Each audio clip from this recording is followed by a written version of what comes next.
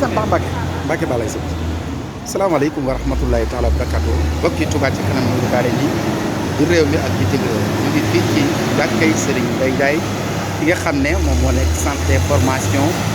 féminine bi nga xam ne ñu ngi ko fas yéene daloo tey teewaayu Serigne Abibulaye Mbacke moom Serigne Fallou ak mboolem kilifay Touba ci kanam waaye gis ngeen suñu caterpillar bi moom moo nekk di dressé bi nga xam ne mooy barab bi nga xam ne fi lañ war a defee lii di formation yi lii nag day wane ne Touba ca kanam mi ngi tàmbalee dox jëm ci am jumtukaay yi boppam am matériel yi boppam lépp lu mu war a def mën ko def kon daal bokk yi nekk ci biir réew mi ak bitim réew nañu xam ne liggéey bi fu ngeen mën a toll rek taalibe yi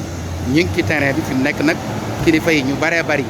jot nañu ñëw ku mel ni Serigne Mourtada Mbacke moom Serigne Abdou Fatah waaye itam gis nañ fi Serigne Abdou Lat Mbacke moom Serigne Djili nga xam ne mooy président commission des finances Serigne Khadim Diouf nekk administrateur de Touba ca kanam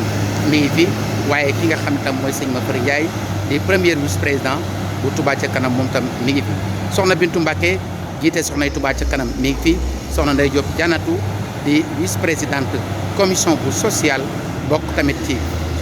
commission féminine moom tam mi ngi teew mbokk yi lii daal mooy wane rek ne liggéey bi incha allah tàmbali na ci kanam tuuti rek daañu dikk ak yéen ci teewaayu kilifa yi ak li tukkee ci jotaay bi tey nag ñu war a def benn jotaay bu am solo muy sorti boo xam ne Serigne Abibulaye Mbacke moom Serigne Fallou dana ko génn ñëw seet si barab bi ñu ànd ko ak yéen ci liggéey boobu kii fi nekkoon ci kàddu ko mooy seen mbokkum talibé Mbaye Tène bu Gambie pour la sous-commission communication de la diaspora wasalaamaaleykum wa rahmatullah